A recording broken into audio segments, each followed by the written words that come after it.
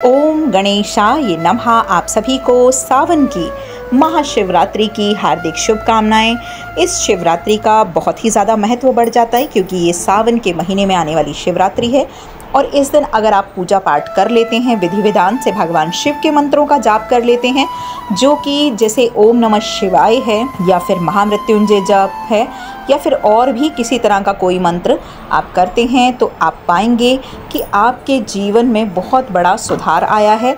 और कहीं ना कहीं हम लोग अपनी परेशानियों और तकलीफ़ों से परेशान होते ही हैं, तो अगर हम भगवान को समर्पित करके चलें अपने कर्म और थोड़ी बहुत भी उपाय या फिर विधि विधान के साथ अगर हम चलते हैं, तो निश्चय रूप से हमें जो तकलीफ़ें आनी हैं वो तो तकलीफ़ें आती ही हैं, मगर उतना हम पे वो प्रभाव नहीं डाल पाती हैं।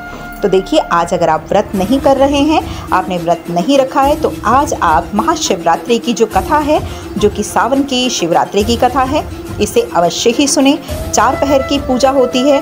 4 पहर में आप जितने भी पहर में पूजा कर सकते हैं, आप उनकी पूजा कर सकते हैं, क्योंकि सावन में क्या होता है कि सुबह से लेकर रात तक आप रुद्राभिषेक कर सकते हैं।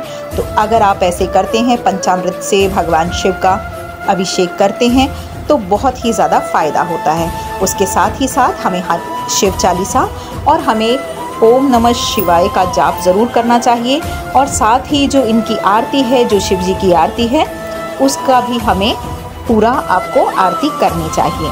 तो देखिए, उससे पहले हम कथा को पढ़ लेते हैं। अगर आपने मेरे चैनल को लाइक शेयर सब्सक्राइब नहीं किया है तो प्लीज़ कर दीजिए और इस बेल बटन को भी प्रेस कर दीजिए ताकि आने वाला कोई भी नोटिफिकेशन मिस ना हो सके। बोलो भोलेनाथ की जय। पूर्व काल में चित्रभानु नाम का एक शिकारी था। जानवरों की हत्या करके वह अपने परिवार को पालता था और वह एक साहूकार का कर्जदार था, लेकिन उसका ऋण समय पर ना चुका सका। क्रोधित होकर साहूकार ने शिकारी को शिव मठ में बंदी बना लिया। संयोग से उस दिन शिवरात्रि थी। शिकारी ध्यान मग्न होकर शिव संबंधी धार्मिक बातें सुनता रहा। चतुर्दशी को उसने शिवरात्रि व्रत की कथा भी सुनी।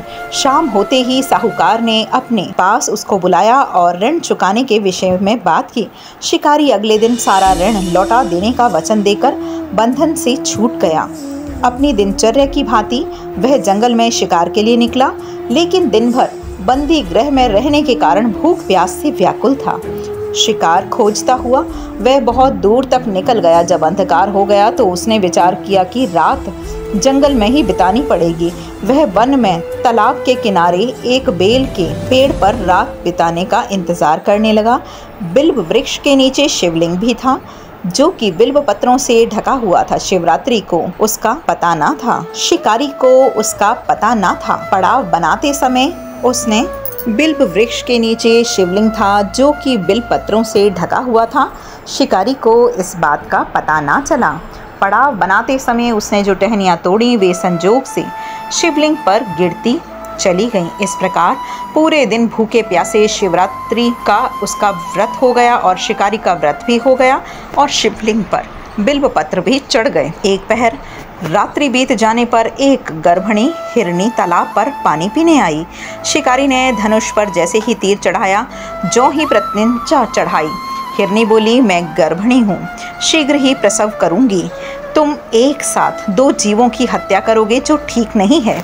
मैं अपने बच्चे को जन्म देकर शीघ्र ही तुम्हारे सामने प्रस्तुत हो जाऊंगी, तब तुम मुझे मार लेना। शिकारी ने प्रत्यंचा ढीली कर दी और हिरनी जंगली झाड़ियों में छुप गई। प्रत्यंचा चढ़ाने और ढीली करने के वक्त कुछ बिल्व पत्र अनायास ही टूटकर भगवान शिवलिंग पर गिर पड़े। इस प्रकार उससे अनजाने में ही एक पहर का पूजन भी संपन्न हो गया। कुछ ही देर बाद एक और हिरनी उधर से निकली। शिकारी की प्रसन्नता का ठिकाना ना रहा। समीप आने पर उसने धनुष पर प्रत्यंचा चढ़ाई। तब उसने देखा कि हिरनी ने विनम्रता पूर्वक निवेदन किया कि हे शिकारी, मैं थोड़ी देर पहले ही ऋतुकाल से निवृत्त हुई हूँ, कामातुर विरहिणी हूँ, अपने प्रिय की खोज में भटक रही हूँ। मैं अपने पति से मिलकर शीघ्र ही तुम्हारे पास आ जाऊंगी। शिकारी ने उसे भी जाने दिया। 2 बार शिकार को वो खोकर अपना माथा ठनका। वह चिंता में पड़ गया। रात्रि का आखिरी पहर बीत रहा है, इस बार भी धनुष में कुछ हाथ नहीं आया। धनुष के लगने से बेलपत्र शिवलिंग पर जा गिरे और दूसरे पहर की पूजा भी संपन्न हो गई। तभी एक अन्य हिरनी अपने बच्चे के साथ उधर से निकली। शिकारी के लिए वह स्वर्णिम अवसर था। उसने धनुष पर तीर चढ़ाने में देर नहीं की। वह तीर खींचने ही वाला था कि हिरनी बोली, हे शिकारी, मैं इस बच्चे को इसके पिता के हवाले करके लौट आऊंगी। इस समय मुझे मत रोको। उत्तर में हिरनी ने फिर कहा। शिकारी हंसा और बोला, सामने आए शिकार को कैसे छोड़ दूं? मैं ऐसा मूर्ख नहीं। इससे पहले मैं 2 बार अपना शिकार खो चुका हूँ। मेरे बच्चे भूख प्यास से व्यग्र हो रहे होंगे। उत्तर में हिरनी ने फिर कहा, जैसे तुम्हें अपने बच्चों की ममता सता रही है, ठीक वैसे ही मुझे भी। हे शिकारी, मेरा विश्वास करो, मैं इन्हें इनके पिता के पास छोड़कर तुरंत ही लौटने की प्रतीक्षा करूंगी। हिरनी का दुख भरा स्वर सुनकर शिकारी को उस पर दया आ गई। उसने उस मृगी को भी जाने दिया। शिकार के अभाव में तथा भूख प्यास से व्याकुल शिकारी अनजाने में ही बेल वृक्ष पर बैठा बेल पत्र तोड़कर नीचे फेंकता जा रहा था। पांव फटने को हुई तो एक हष्ट-पुष्ट मृग उसी रास्ते पर आया। शिकारी ने सोच लिया कि इसका शिकार तो मैं अवश्य ही करूंगा। शिकारी की तनी प्रत्यंचा देखकर मृग विनीत स्वर में बोला, हे शिकारी, यदि तुमने मुझसे पूर्व आने वाली 3 मृगणियों और छोटे छोटे बच्चों को मार डाला है तो मुझे भी मारने में विलंब ना करो, ताकि मुझे उनके वियोग में एक क्षण भी दुख ना सहना पड़े। मैं उन हिरनियों का पति हूँ। यदि तुमने उन्हें जीवन दान दिया है तो मुझे भी कुछ क्षण का जीवन दान देने की कृपा करो। मैं उनसे मिलकर तुम्हारे समक्ष उपस्थित हो जाऊंगा। मृग की बात सुनते ही शिकारी के सामने पूरी रात का घटना चक्र घूम गया। उसने सारी कथा मृग को सुना दी।